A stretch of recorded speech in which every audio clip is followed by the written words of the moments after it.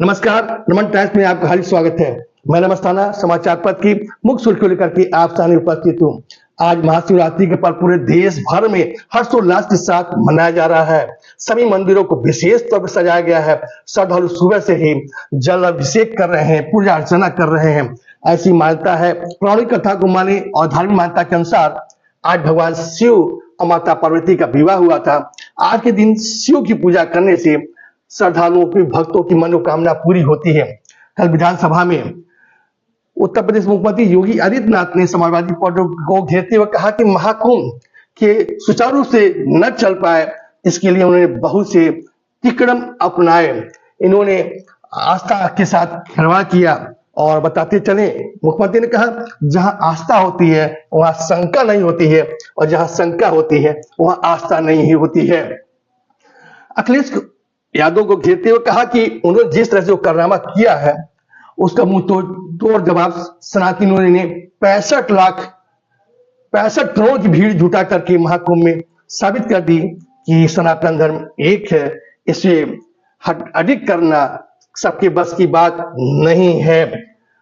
कल दिल्ली आबकारी नीति से सरकार को 2002 करोड़ से ज्यादा की क्षति पहुंचाने के आरोप में केजरीवाल सरकार को घेरते हुए दिल्ली की मुख्यमंत्री रेखा गुप्ता ने विधानसभा में कैट रिपोर्ट पेश की। उन्होंने बताया कि आबकारी नीति के को नजरअंदाज करके उसे छेड़छाड़ करके ठेकेदारों को फायदा पहुंचाने के लिए केजरीवाल सरकार ने 2002 करोड़ की दिल्ली की क्षति पहुंचाई है, जिसमें कई अरविंद केजरीवाल के साथ कई नेताओं को जेल भी जाना पड़ा था। पिछली विधानसभा में भारतीय जनता पार्टी ने इसे अपना अहम मुद्दा बनाया था और बार बार कैट रिपोर्ट पेश करने की गुजारिश कर रही थी। सीबीएसई ने अपनी अगली परीक्षा 2026 के लिए नई प्रणाली में बदलाया है। उसने बदलाव करते हुए कहा कि अब हाई स्कूल परीक्षा 2 बार होगी। कल निजीकरण का विरोध करते हुए बिजली कर्मियों ने सड़कों पर धरना प्रदर्शन दिया और कहा कि ऊर्जा मंत्री गुमराह कर रहे हैं, जबकि प्राइवेट कंपनियां लगातार संविदा कर्मियों को छटनी कर रही है और सरकारी कर्मचारी को जबरदस्ती पेंशन देकर के रिटायर देने के लिए बात कर रही है। कल अधिवक्ता भी सड़कों पे थे। अधिवक्ता संशोधन 2025 बिल के विरोध में अधिवक्ता सड़कों पर उतरे, नारेबाजी की, सरकार विरोधी नारेबाजी की। बताते चले उत्तर प्रदेश सरकार ने दिल्ली केंद्र सरकार के अनुरोध पे 3 मांगे को जनता तक पहुंचाने तक कोशिश किया है, जिसमें पहला कि कोई भी दलाल जो रजिस्ट्रेशन नहीं होगा बार बार अदालत में, कोर्ट में, कचहरी में चक्कर नहीं लगा सकेगा, जिसको अगर 1 से 2 बार कोई जाएगा तो मजिस्ट्रेट को भी अधिकार होगा उसे प्रतिबंधित कर दे। दूसरा, बार बार अधिवक्ता हड़ताल नहीं कर सकते हैं। हर बार हड़ताल करने से जो पीड़ित पक्ष है, जिसको जवाब मिलना है, उसे देरी होती है और लोग कोर्ट के चक्कर लगाते रहते हैं। तीसरी थी कि कोई विदेशी भी किसी मामले की सुनवाई कर सकता है।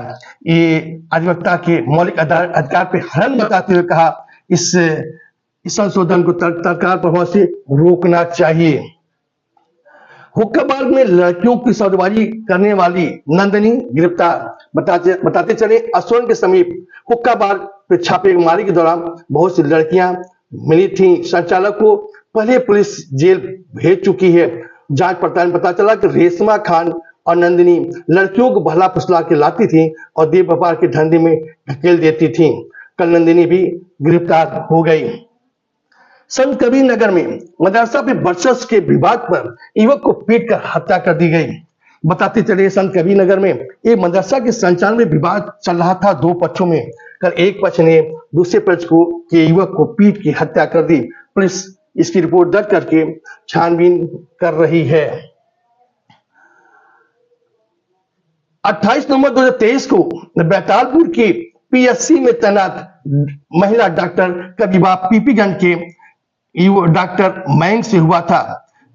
विवाह के बाद ही डॉक्टर मयंक के परिवार ने दहेज के लिए उससे पैसे प्रताड़ित करना चालू किया और 50 लाख और स्कॉर्पियो की मांग कर दी। इसके विरुद्ध महिला डॉक्टर ने रिपोर्ट दर्ज कराई है। अभी किसी की गिरफ्तारी नहीं हुई। बताते चले अब्दुल्ला आजम खान जो रामपुर से विधायक रहे हैं और समाजवादी पार्टी के वरिष्ठ नेता आजम खां के पुत्र हैं, वो 16 महीने बाद जेल से रिहा हुए। वे फर्जी तौर पे जन्म प्रमाण पत्र बनाने के आरोप में जेल गए हुए थे। बेसिक शिक्षा मंत्री संदीप सिंह ने कहा शिक्षा मित्रों की नहीं बढ़ेगी मानदेय और लेकिन मनचाही जगह हो सकता है तबादला। नौकरी के बदले जमीन दिलाने के मामले में बिहार के पूर्व मुख्यमंत्री लालू प्रसाद उनके परिवार पे मुसीबतें बढ़ती जा रही हैं।